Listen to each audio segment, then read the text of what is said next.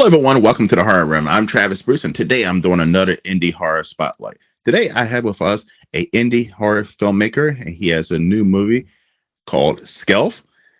I have with us today Sean Langdon. Sean, welcome to the Horror Room. Hi, Travis. Thanks for having me. It's an absolute pleasure, man. So tell us a little bit about Skelf. So, Skelf is a short Christmas themed horror movie that focuses on two sisters, Danny and Sam, on a wild Christmas night. As on Christmas Eve, Danny finds a present in her street left by Santa Claus himself. She takes it home as a Christmas surprise, and a surprise is what she gets when, at the stroke of midnight, an evil elf doll releases from the box and tries to kill the two sisters. Nice, nice. And it's fun always to see a nice little Christmas themed horror movie because Christmas and horror don't go together, but when you do it right, it's an amazing thing. No, 100%, because it's just like the contrast is so nice, and the contrast helps you get scared even better because you've got like the highs of that Christmas spirit, the happiness, the family vibes, contrasted completely with the murder and the mayhem and the blood, and it's a match made in heaven or hell, probably. Exactly, because I mean, people assume horror and Halloween, those two, yeah. But when you do this, it's an amazing thing. So, where did you get some of your inspiration for Skelf? So, Skelf, like with all our projects, I tend to think of things visually first. Like I have a visual idea, like a shot in my head, and I think, oh, I wonder how I could turn that into a story. So I was I teach at a summer school in St Andrews, and I remember I was walking home from a class, and it was quite dark, and the accommodation has this like really long kind of street with the high buildings around it, and it was really cold. And I remember thinking, imagine, I don't know why, but imagine Santa Claus was running down this street. That would look quite epic. And then he'd be dropping presents along the path. Don't know where it came out of, but that was like an idea that stuck with me for a while. And I was like, that would be a good opening for a Christmas horror. And we haven't done one since the curfew. So I was like, how can that turn into a story? And it was one night I was staying at my partner's Emma's house, and she was fast asleep, but I really struggled to sleep. So it was like 4 a.m. All of a sudden it hit me. I was like, he's trying to get rid of the presents because there's a monster in it. How okay? And then at 4 a.m. I got up, and within 2 hours I basically had a whole first draft of the script, about the family and about them dealing with the loss of their mum and trying to inspire a little bit of happiness by bringing a present home, and just that completely going wrong for them. So it was just all a kind of big a big spark in the middle of the night. Now, can we expect any great Christmas kills? Candy cane, snowman, any of that? Well, we attempted for a while with candy cane prosthetics. Emma's a fantastic special effects artist, but we all kind of work on other jobs while we're working on these projects. So we ended up not having enough time to make proper candy cane themed aesthetics, which was a shame. But we do have quite a lot of blood and gore, and not as Christmassy as kills as I wanted, but we definitely made sure to use all our Kickstarter budget to make it a Christmassy film. We have a full-blown Santa Claus, we have lots of decorations. Emma handmade the evil elf from hell, and it's been in my bedroom for weeks, and it's just terrifying. I can't believe it's not actually haunted.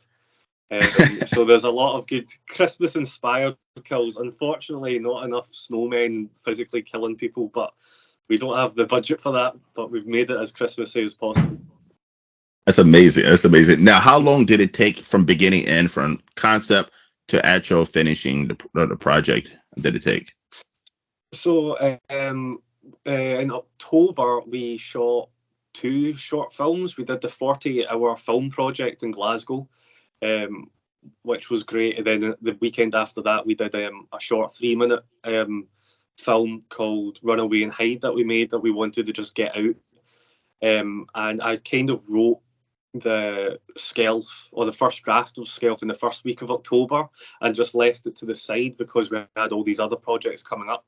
So it was this 1st of November, I think it was when we started pre-production I redrafted the script and started contacting actors and crew to just try and organise a date. And then we filmed on the 30th, no, on the 25th of November, and then we filmed for one day, and then 2 days, not last week, but the week before, and it's been like a 4-day shoot, then another week. That we did that last week, our last day. So altogether, probably the space of a month. It should be edited and done by the 21st of December, so it'll be like a month and a bit. But in terms of actual time working on it, in terms of pre-production was maybe 2 weeks, and then the actual filming was 4 days, so pretty fast turnaround. Nice, nice. Now, I was talking to you off camera that I have seen the curfew, Yeah. and that was a fun little ride. Now, that apparently that ties in with that gave you the idea for Skelf. Oh yeah, 100%. Like the curfew is our baby. Like me, Cameron, and Emma, we make up this whole of Screaming Unicorn, and basically we managed to get a cabin out in the woods that were like it's owned by a family member, like just a crazy kind of connection. But we managed to go to a cabin in the woods for 3 days, and we found that out within like 2 weeks or a week, and we were like, we need to write a script. So we wrote a script, got food and everything together, and then went out to the cabin and just spent 3 days filming until 5 a.m. -6-degree weather. I was like in a monster costume and with a big latex mask. I could barely see out of it, but we just bought my camera, so I was the only one who knew how to use it. So I was still setting up shots and everything, and I was also acting in it along with Emma and Cameron. Like, we were a cast and crew of 3. It was chaotic, and the film that we got out of it was just this kind of fun, gory, farcical Christmas horror that we really liked. And although, like, technically our stuff since then, there's been improvements and things, the curfew definitely has a special place in our hearts because of how crazy it was to make. And thankfully, we won an award with it in Glasgow called Cafe Flicker. So every month they do an award show. You send your film. If it gets voted as the winner, it gets put in for the Big Flick, which is like the film of the year. And it was really nice. That happened just last week on Thursday, and the curfew was shown again in the cinema. And it'd been the first time we'd watched it for a few months, and it still holds up. I absolutely love the curfew. And as soon as we did one Christmas movie, me, Emma, and Cameron's, our minds work in Christmas now. We always think of, okay, what's the third one going to be? And we even have a plan for a feature film that's a Christmas horror that we want to turn into a graphic novel first, because we know it'll be impossible to DIY Santa's Grotto, so we'll have to do it in an illustration. That's amazing. Now, I mean, because we've seen, every Christmas character has been pretty much done. I mean, we got, the scary Santa Claus, we have the gingerbread man, we got the snowman, we've got Krampus, we have elves. How about reindeers? Do we have a reindeer yet? Oh man, yeah, I've told a lot of Basically, that's funny you should say that, because the graphic novel idea does revolve around a certain reindeer with a certain coloured nose, and how he might be more evil than expected, and yeah, I feel like that is something missing out. I found out that Rudolph is copyright protected for another 10 years. So unfortunately, our idea involved with Rudolph, technically we can't do it. But I don't see why we couldn't do a reindeer with a white glowing nose that gets blood on it and then it turns red. That's true.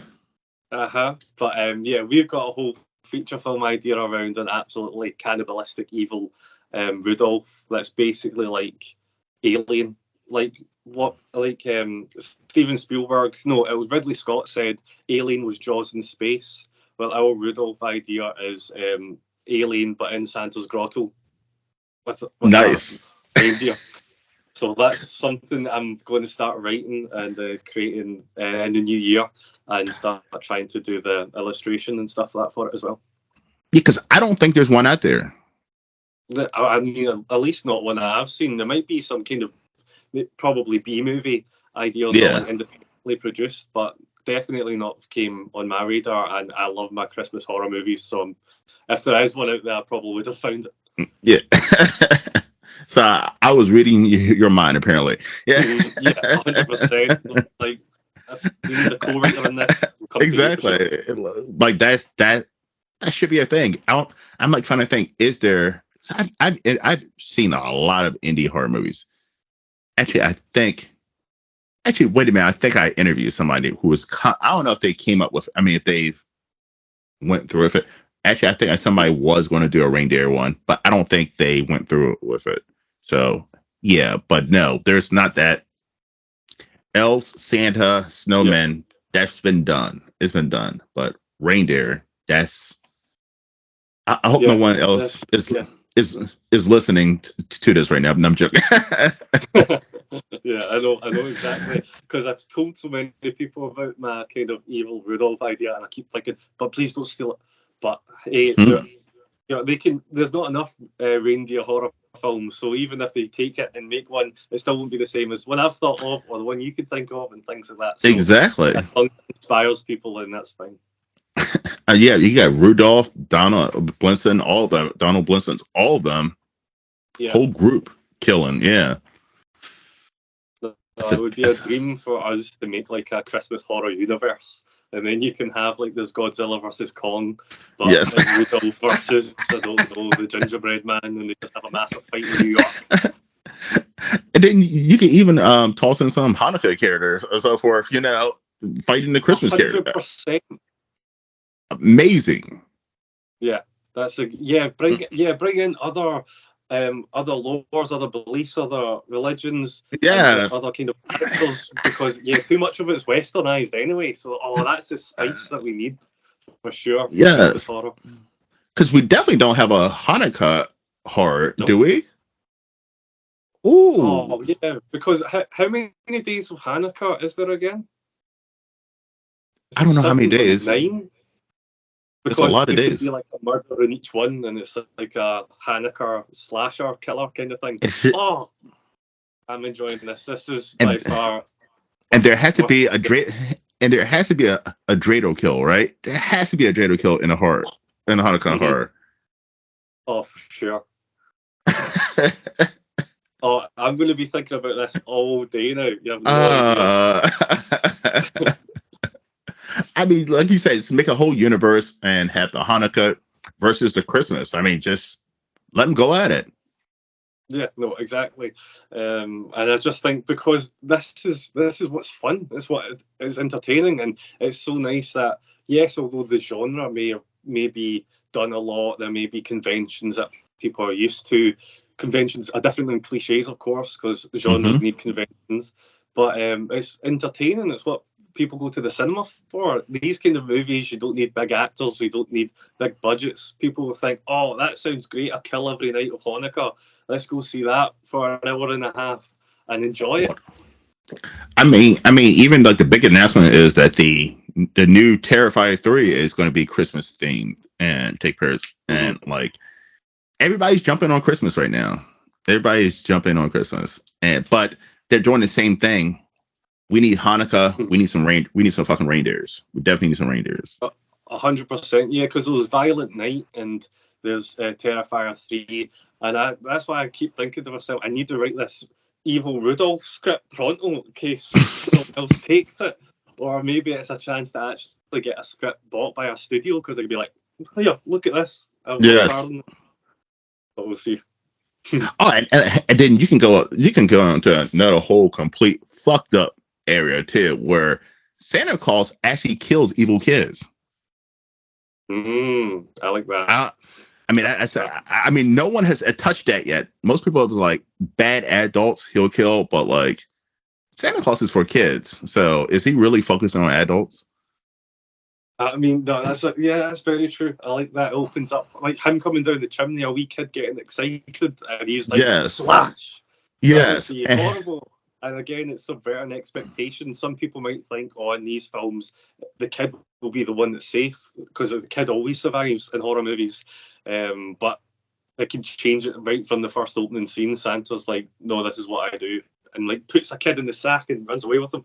That would be Yes. horrible. That would give me Yes. nightmares back when I was watching it. And you gotta have some real asshole kids, because there's some asshole kids out there. You gotta have some real asshole kids that whatever Santa's gonna do to them, you're like, yeah, Santa. Yeah, because every good like horror, like monster or kind of character, you kind of like, you kind of push them on. Like how many people love Michael Myers, for example, when there's one character being an asshole and then Michael Myers kills him, you're like, go Michael. So I know. Get some horrible kids get punished after the life. See, listen, we're on the same path, man. We're on the same path. We got to do something. I mean, Christmas and horror are like yin and yang, but when you put these motherfuckers together, it's magical. It really is. It's fucking magical. For sure. All right, so Sean, we're gonna shoot to, as you know, this is a horror channel, so we're gonna shoot to the part of the interview where I'm gonna ask you 3 random horror questions. You ready? Okay, cool. Yeah, I'm ready for this. All right. What is your favorite Christmas themed horror movie? For me, it's like off the top of my head, it's Better Watch Out. The Home Alone, if Home Alone wasn't a comedy. Yes. There's so many great twists in it. There's a direct homage to Home Alone with the paint can, which is just like ingrained in my mind. And I like how they play with the story, because as it develops, you think it's external factors that's causing the hauntings and the fear, then it turns internal.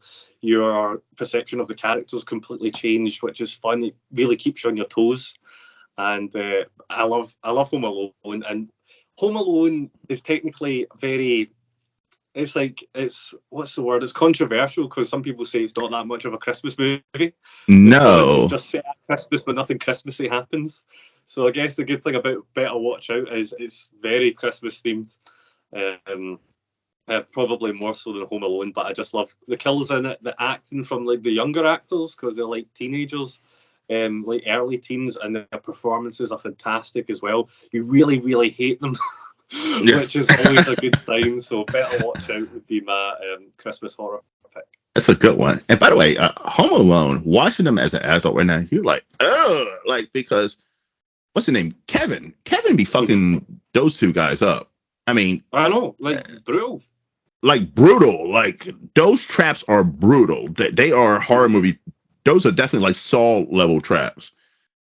I know, he's absolutely psychotic. I feel sorry for the robber. You don't know what their lives are.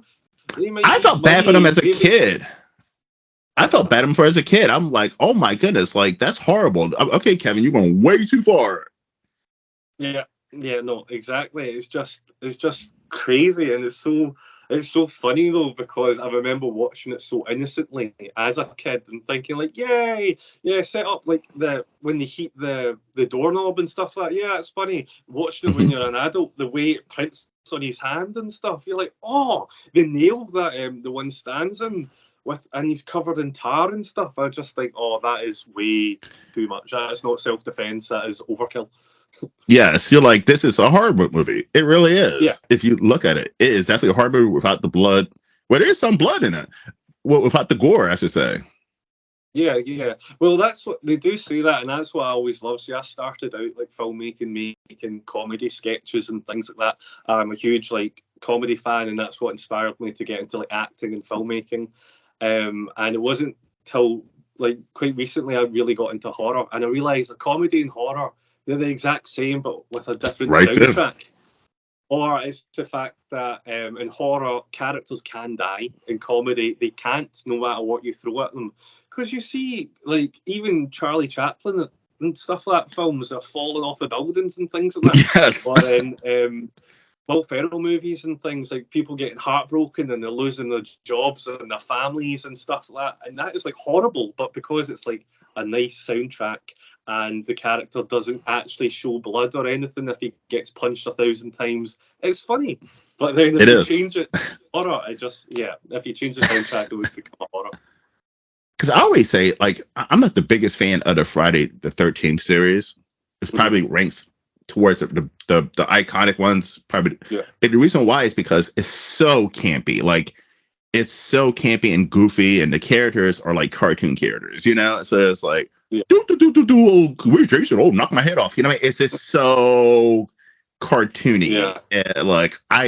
And I'm in the mood every once for a cartoony, jokey horror movie. But like I could never. People compare Friday the 13th to Halloween. I'm like, it's two different things.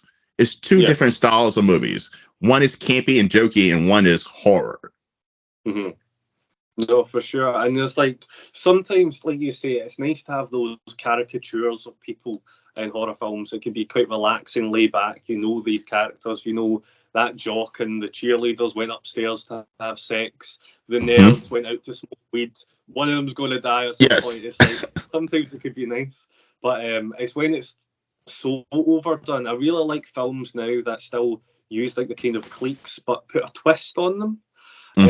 Recently, so Scream, I really like the Scream franchise, and they kind of had caricatures in their own way, and the whole about like the kills being meta and everything being like metaphysical. But in the last two Screams, I've not really been a fan of. I think they've kind of went too deep into the meta, too deep into their own caricatures that they made. But then I watched Killer Book Club, which is basically just a Spanish independent version of Scream. And they had their own wee caricatures, kind of archetypical characters. But they were done so well, and they were all kind of unique and had a different kind of backstory. And the relationships seemed kind of real, which was nice. And it was like amazing because it's so similar to Scream, but with a slight twist. I enjoyed it so much more. So I think, where horror can falter is with the characters, but it's about taking things too seriously. It's like Friday the 13th can have those kind of funny caricature characters, and you have the kills, and they know what they are. But it's when you get like a massive movie that with a huge budget, and they try to give you a serious film, but still characters that are just like written out a comic book, or characters that have two brain cells. And you're like, no, you have to pick one. You have to do exactly the the seriousness. Yeah, you can't do both. You can't. But I think so. I'm here in the United States. I think we're so politically correct as a country. And I grew up with 80s horror movie, which is not politically correct at all. It's offensive. But how can I say this without pissing people off? But do you remember in the 80s or Friday the 13th? You had the disabled kid, you had the disabled guy. And you knew that the disabled guy was not going to make it. You just knew he wasn't going to make it in a horror movie. I mean, he's in a wheelchair. He's not going to. Yeah. Yeah, and he was going to die in a gruesome way where his wheelchair was going down some steps and he was going to fly out of it. But I feel like horror filmmakers are afraid to do stuff like that now because they think it's going to be offensive. But it's kind of offensive to me if you watch horror now in 2023, where there's no diversity in characters. Everybody is super good looking, everybody is super fit, and there's no diversity. There's no overweight people. There's no unattractive people. There's no disabled people. There's no nothing. There's no mentally challenged people. I just feel like when it comes to horror now, it's one type of individuals. I say about Scream 6.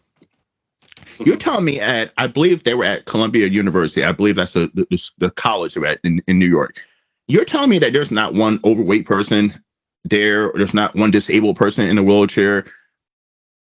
There's very few black people there at that whole entire university, or Hispanic, or anything, or somebody who is not that attractive walking around. No, it was everybody in that movie is super attractive.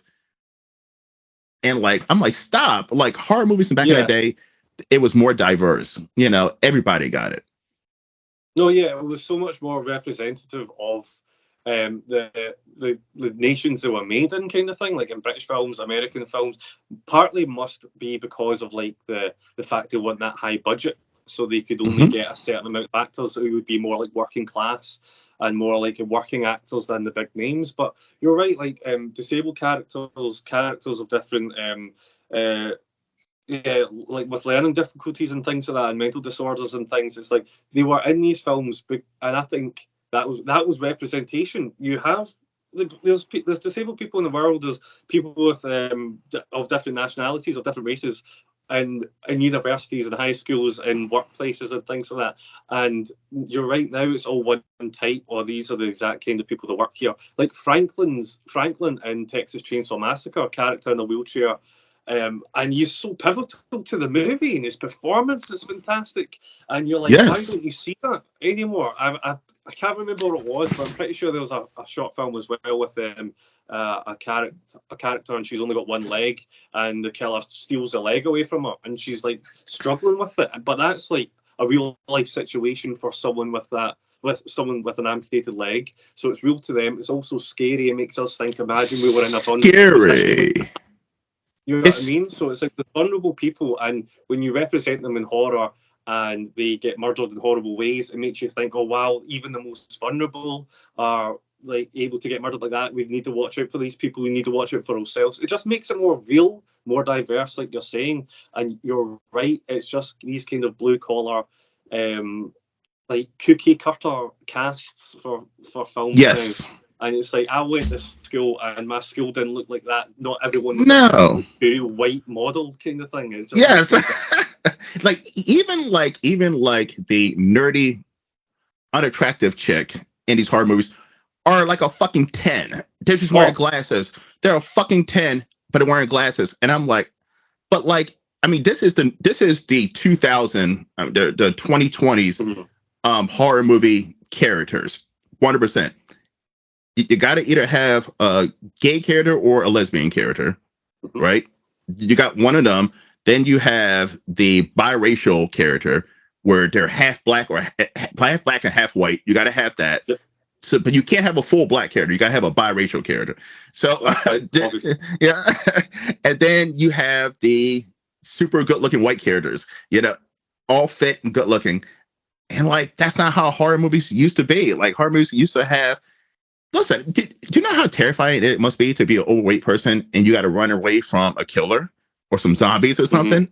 That, as somebody watching, you're like, oh, there's no way Big Tony is going to make it away from these zombies that are running so fast. Like, it adds to the character. But everybody's fit and athletic. Like, you're like, oh, they can get away. It just makes it. Come on, let's put some real people in horror movies, and that goes for indie horror horror filmmakers too. They don't put real people in the movies. It's everybody is good looking, attractive, and fit. That's not that's not America. That's not the world. It's not. And also, not only about the aesthetics, but the circumstances never happen to like real people. They always have massive mansions with like pools, and they go to these crazy parties in these even bigger mansions with all these alcohol and like games set up and things like that. And it's like, wait, what happened to like the 2-bedroom house? You know what I mean? Like normal people live in. Like that would be scary to see. What if it's just like a normal car? You're not in this big giant SUV cutting along. Like it's like not just how they look, but it's the financial backing of all the characters, the way they grow up in the world they live in. It's like, who is this? The 1%? It's so weird to see. So weird. It's like, hey, it's a bunch of teenagers. Hey, let's stay at our uncle's big $1 million cabin with a fucking pool and a fucking hot tub and this and that. I'm like, who the fuck what high school student has an uncle that has that? Like, what are we talking about? Like, this is not real people. This is not relatable at all. And these are indie filmmakers who make these kind of movies. I'm like, come on now. It's not real. No, exactly. 100%. I totally agree. And it's just, for me, and also it makes it scarier if it's more realistic, if things are a bit more grittier. Like, I really like the movie It Follows, and that had like a relatively low budget, again filmed in pretty big houses, But it was just like the small cast. They go to like a high school, college pool at one point. They're like in a garage with there's like a boat in it, and it's just really gritty, small bedrooms, small locations. Like they're in a Yes. living room that looks like the normal size of a living room should be, not just like this massive like double-decker staircases behind the couch living room. It was just like, it's so nice to see that, because it makes it scarier if you only have one room to hide in and you can't just run around your mansion and go into a panic room. For Yes. sure. They need to start changing things up more and making things Exactly. again, for sure. Because do you know how, by the way, do you know how fucked up a killer has to be to kill someone in a wheelchair? Like, do you know how fucked up? That's a fucked up person. Imagine like the person with the crutches on the arm walking, and a fucking killer kills that person. That's a fucked up person. That, as a watcher, you're like, oh, fucking Art the Clown or Jason or whatever. Damn, they do not discriminate on who the fuck they kill. Like, that is what you want to kill her. That they don't discriminate. A target is a target. Yeah, wrong place, wrong time, you're dead. You know what I mean? That is the scary thing about these things. That's why it's like invasion films are films when it is like a human killer, not just a monster or not some sort of curse. They hit they hit the most at home kind of for me. They make me most scared because people can just see you in the street and think, I'm going to go for you, and that's a scary thing. So like characters of wheelchairs, people with crutches and things like that, to see a killer go for someone like that and not have any remorse or sympathy, that really tells you a lot about a character in one action. It also keeps more diversity in the cast and representation of a realistic, like realistic population as well. I mean, but real killers, if you look at real killers, serial killers, they don't go after strong people. They go after the weak. They go after small women, children, disabled people, old ladies. They go after the weak. So why wouldn't a serial killer in a horror movie? I don't know. I'm just like thinking right now. If I'm Jason Voorhees, who am I going to chase after? Am I going to, or Michael Myers? Am I going to chase after the football jock who can run miles, who has cardio like hell, or am I going to go after the audience that mostly watch horror movies, which are, you know, heavy set men who are, I'm going after him, you know? Yeah.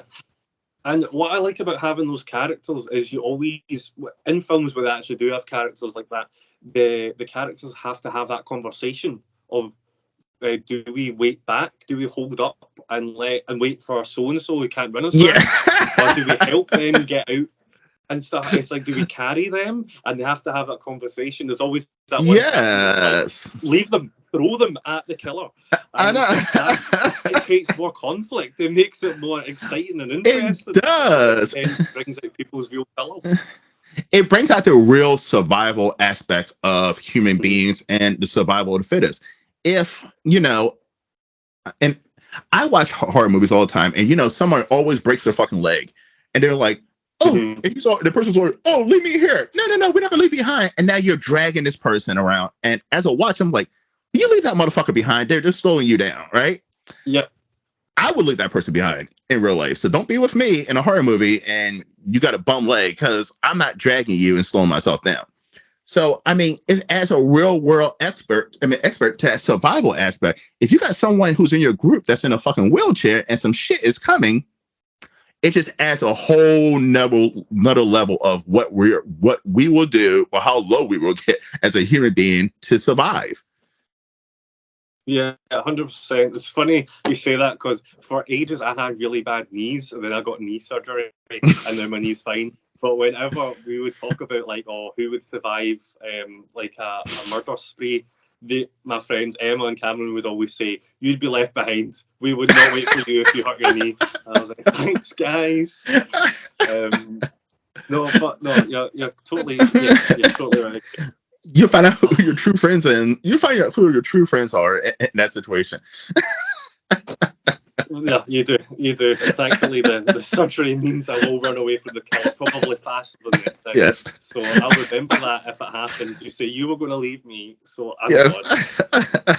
But no, the survival instincts is so cool. That's why, like, I watched for the first time Eden Lake, the Michael Fassbender film. I can't remember who directed it. Eden Lake, and there's a bit. It's basically these English youths just terrorise this kind of young couple who want a nice day at the lake, and the guy gets absolutely like fucked up. He's absolutely wrecked, and the wife or the girlfriend wants to help him, but there's a point in the movie that I enjoyed when she's like, "You just hide," and she like covers him with stuff.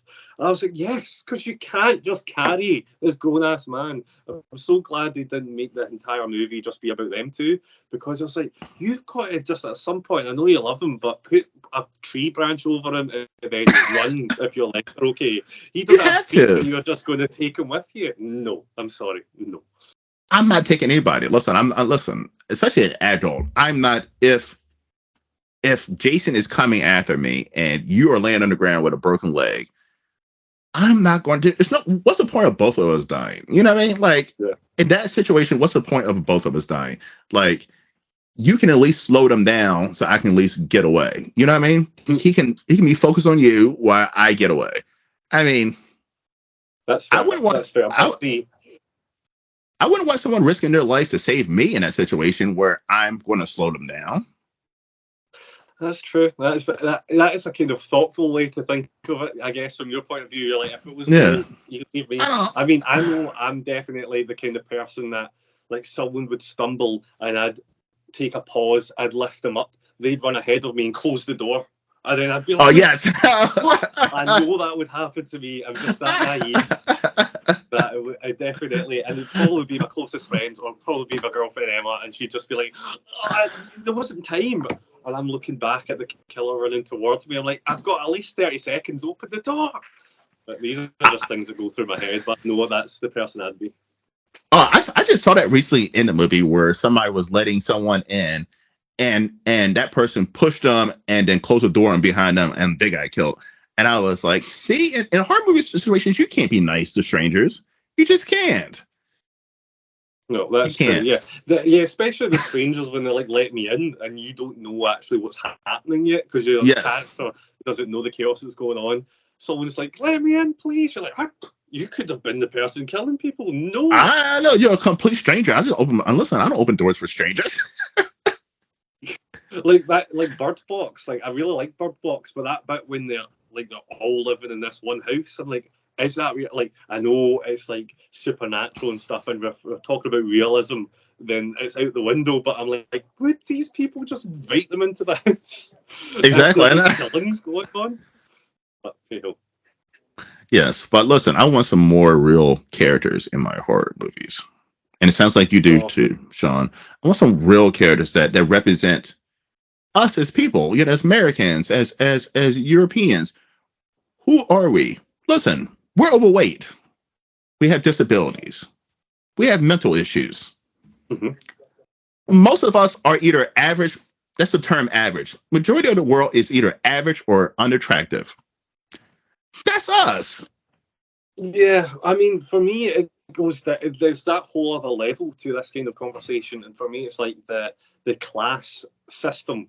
And I love my politics and things, even though I like my politics to be in ideology and undertones of movies. And that's how you change people's point of views and ideas. You don't just make a political film and the people that agree with you will come and see it. You haven't made a difference.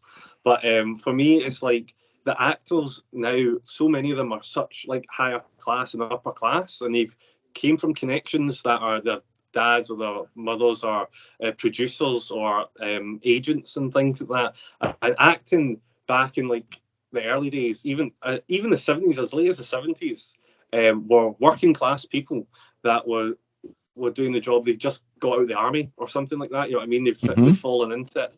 They were they could be construction workers, they could be carpenters, and they would just fall into films to make some easy money. And the performances were so raw and so real, and that's what I really like. I love those kind of performances. Even James Stewart.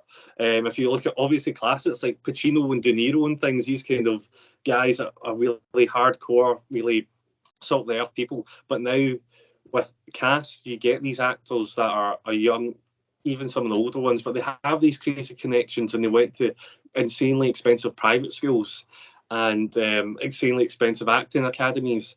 And of course, the cast they get for movies don't represent people like myself or people from that kind of normal, like, majority of the population, because they're casting people that have all these connections, so they won't look like us, they won't act like us, and Yep. then they end up writing situations or houses and sets that match them and their way of living. And it's just such a shame, because I listen to people like Gary Oldman or James McAvoy, who I love, and he talks a lot about it, about how the working class actor is kind of gone now, and the working class filmmaker as well, someone who would work on a small budget and get a few people and make a movie, like, that's kind of gone. You need to, just to get funding, even especially in Scotland, you need to know people. You need to have proof somehow that you can make these films, that you have to have like millions behind you, or hundreds and thousands of dollars or pounds behind you. And I'm just like, it's such a shame that the industry is left like the working class kind of person behind. And I think it's really reflective in modern day films. Like, I'm not, people like the talented, like Benedict Cumberbatch or Eddie Redmayne, like those two characters really, those two actors really frustrate me, because they are talented. But when you grow up with connections, going to Eton where the Prime Minister went to and things like that, you can afford to like study and try to be talented. You can afford to, like, oh, if acting doesn't work out, I'll go and work in my dad's business or my mum's massive corporation. But working class people who are really talented, who look the part, who look and represent like the characters or the nation, the public, the population of the world, they are concerned about, will I do acting or will I actually get a job that can like make me money? I don't know people. I can't just walk into it. And it just puts so many talented, amazing people off, because they don't have the financial backing that is now being absolutely like saturated in these films. And one, for example, I loved that film Flesh, the horror film that was on Disney Plus with Sebastian Stan. And I can't remember the young actress who was like the main actress in it. She was in a few other films recently, but like her dad is one of like the owners of Sky, and it was said introducing her, and I was like, oh cool, a new actress. But then it was like, she is like the dad of someone who owns Sky Arts, so an absolute multi-millionaire who runs his own like networks. And I was like, oh, I kind of, as talented as you are, it just kind of annoys me and puts me off, because I'm like, there's so many people that could have got that role or represent others. I feel like representation should be on a character level, but on a casting and industry level as well. Sorry, that's just I'm really passionate about that.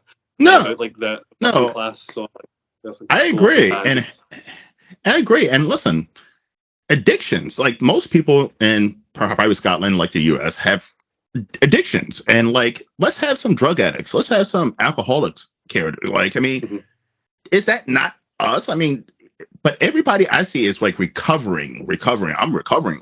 No, let's have a full-blown heroin addict as one of the characters. Let's have a full-blown alcoholic as one of the characters. I mean, let's make it real. Let's make it relatable to everybody. Let's do something out of the box, and let's stop going with the norm. And that's something that, 80s horror was doing, even 70s horror was doing. It was going outside the box with characters.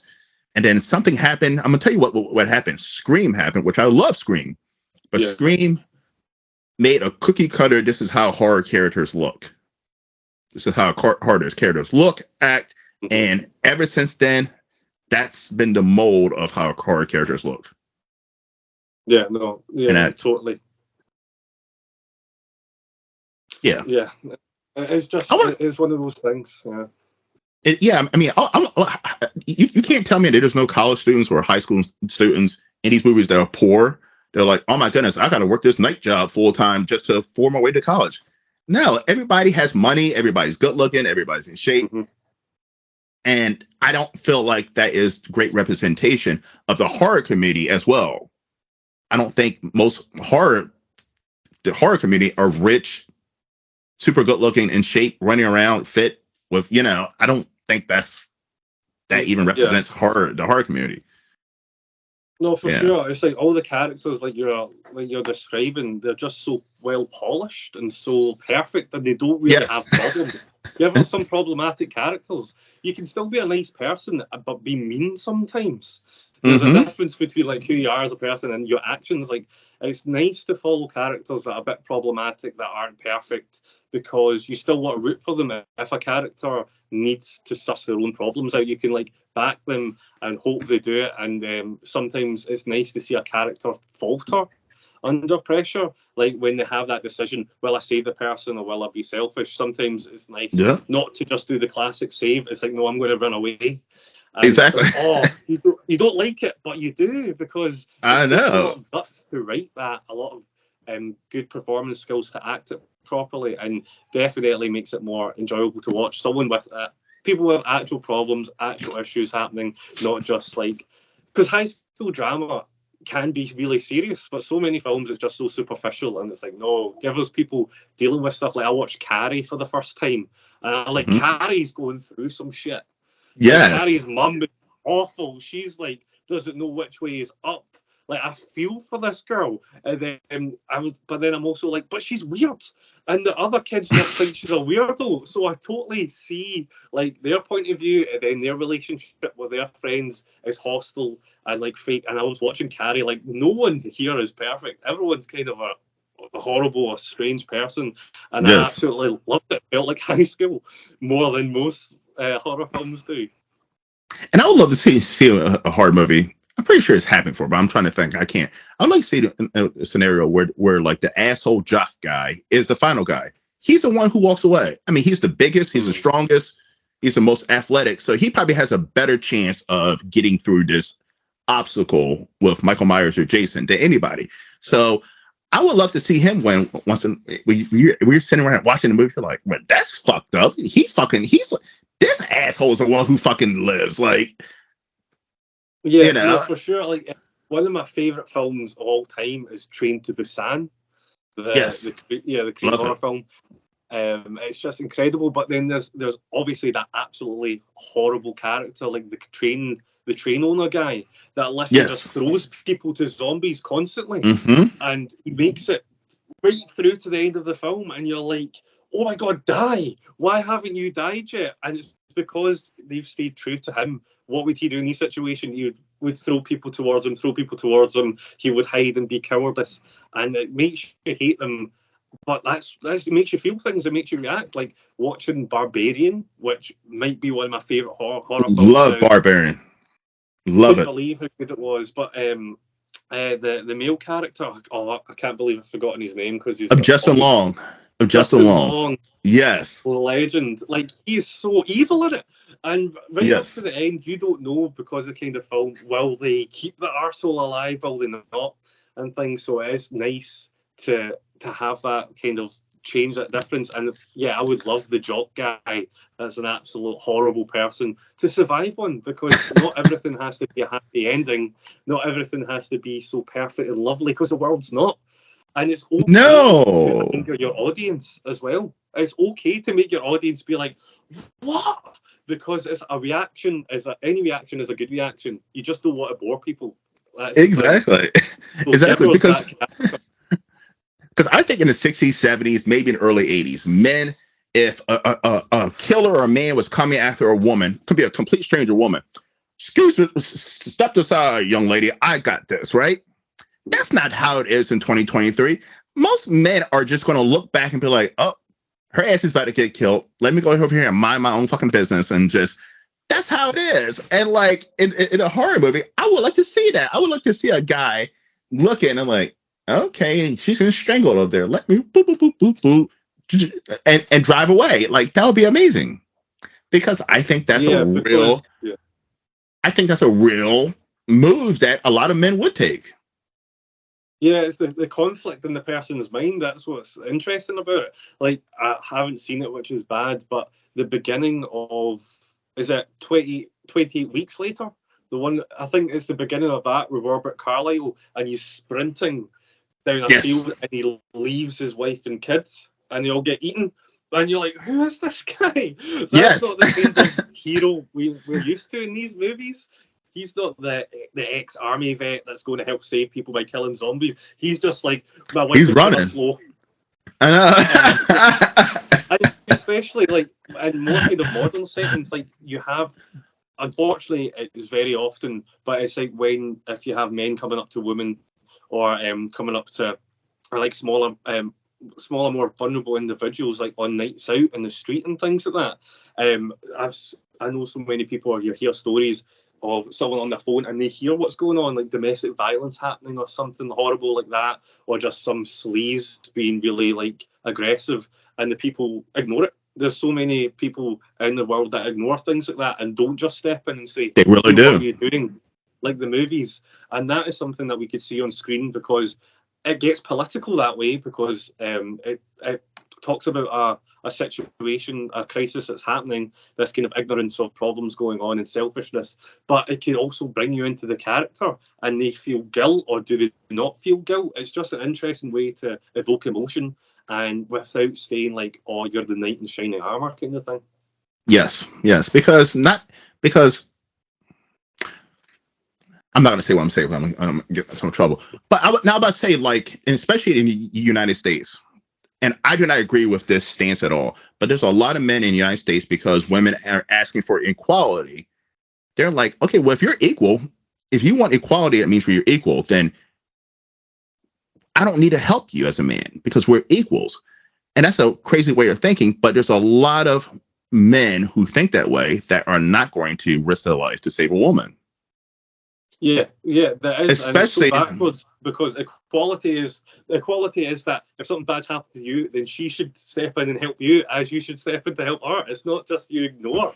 It's not people don't need help, but it's true that is like a kind of mindset that's going through everywhere at the moment.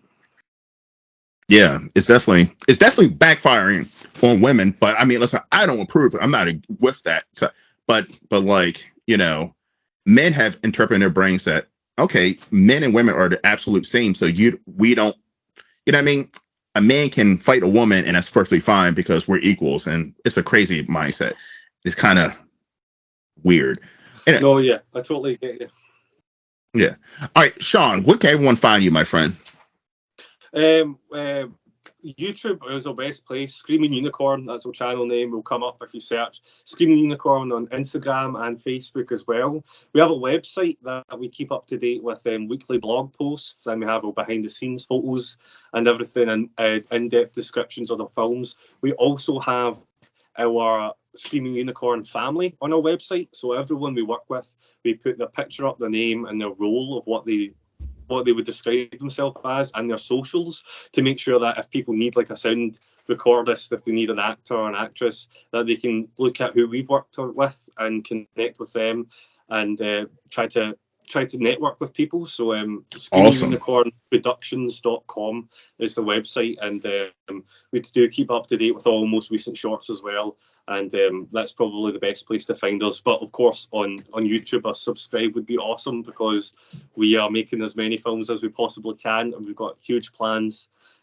for the new year with some film festivals, and we even got invited to Horror Con in Glasgow, which is really cool. So Nice. yeah, we've got a lot going on. Awesome. Well, listen, but by the way, go into the description box, everyone, and the link to Screaming Unicorn YouTube page is up in the description box. So definitely click on it. Awesome.